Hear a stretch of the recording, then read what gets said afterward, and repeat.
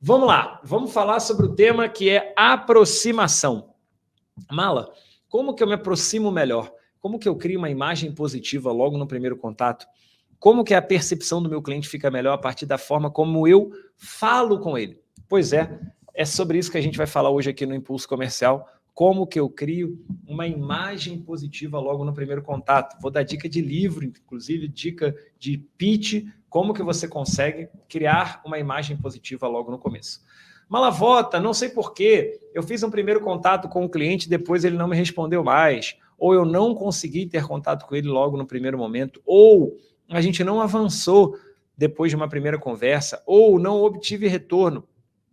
Pode ter sido, calma, não é que é uma verdade, pode ter sido a sua aproximação, tá bom? A gente não percebe as falhas, ou a gente não percebe muitas vezes algo quando a gente está fazendo. Então, enquanto eu estou falando com você, se eu não olhar para o retorno aqui, eu não vou ver como é que eu estou. Então, eu estou confiando que está tudo bem.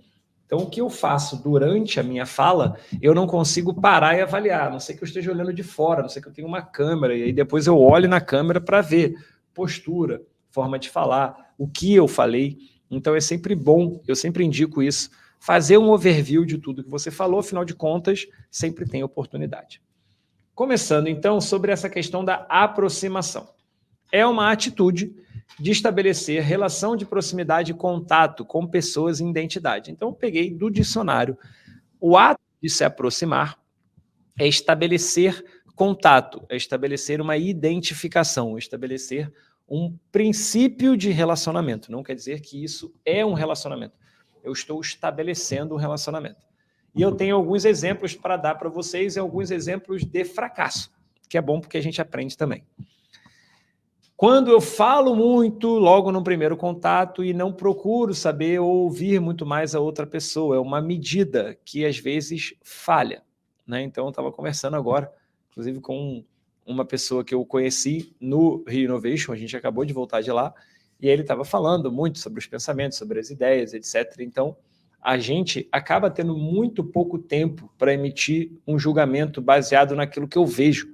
Então, a tendência é as pessoas irem pela intuição, né? Então, se você fala muito, dá a entender, em alguns casos, que você está tentando se vender, ou está tentando falar de como que você é bom, do que você faz, do que você tem.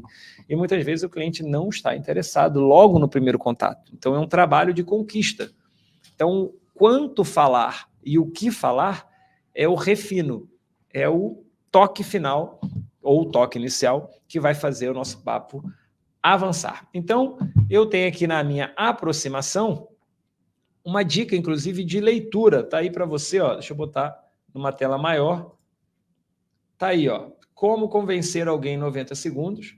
É uma ótima dica de leitura que fala sobre o poder da aproximação e o poder do que fazer e o que falar e o que dizer logo nos primeiros segundos. Caramba, pessoal, isso vale ouro. O que eu faço logo nos primeiros segundos? E aí, a dica que o livro, inclusive, dá são aqui, ó, 7 dicas de sucesso. Eu vou ler junto com vocês. Primeira delas, nunca subestime a pessoa que vai entrar em contato com você, ou que você está entrando em contato. Nunca subestime.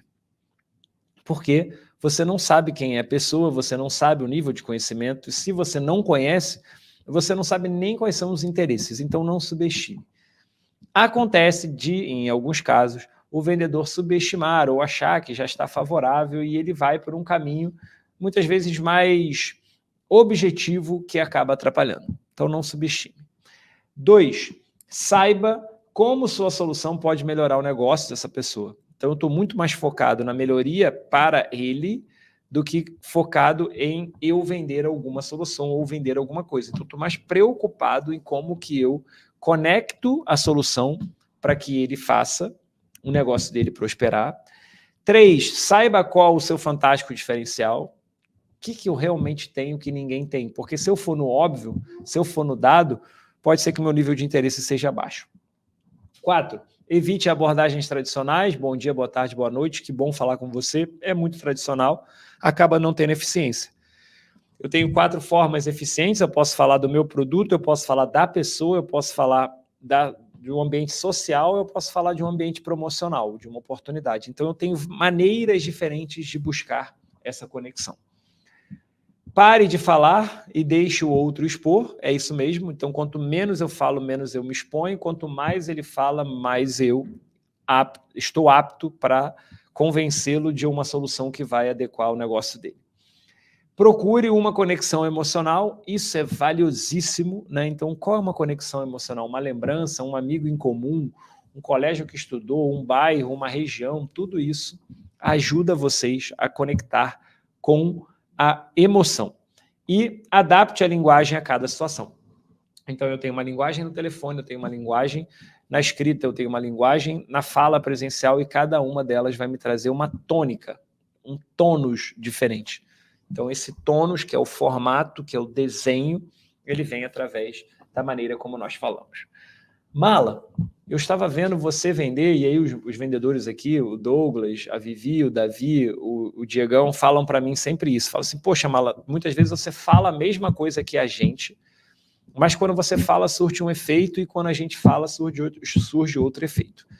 Eu te dei 7 dicas do que você já pode fazer de imediato que vão ajudar a mudar um pouco da sua identidade em relação ao cliente. Tá? Então, tudo isso que está na tela agora já vai te dar um pouco mais de configuração adequada a uma fala. Mas o mais importante é como isso tudo vai acontecer. Tá bom? Então, vamos lá. A dica 1 desse processo. Quando você está falando com alguém, o seu subconsciente, o nosso subconsciente, ele atua de maneira direta ou indireta, tá bom? Eu vou te dar alguns exemplos. Quando eu falo alguma coisa e eu estou confiante daquilo que eu estou falando, a tendência é eu conseguir expressar uma linguagem corporal mais altiva, mais diretiva, mais dinâmica, tá? Quando você não está tão altivo, tão assertivo, aquilo ali passa na voz, passa no olhar. Quem, muitas vezes, conversando com alguém que superestima essa pessoa, se subestima. Vou de novo. Quem que, ao conversar com alguém que superestima essa pessoa, se subestima. Né? Então, eu valorizo tanto a imagem dessa pessoa que eu acabo desvalorizando a minha própria imagem. Isso é muito comum.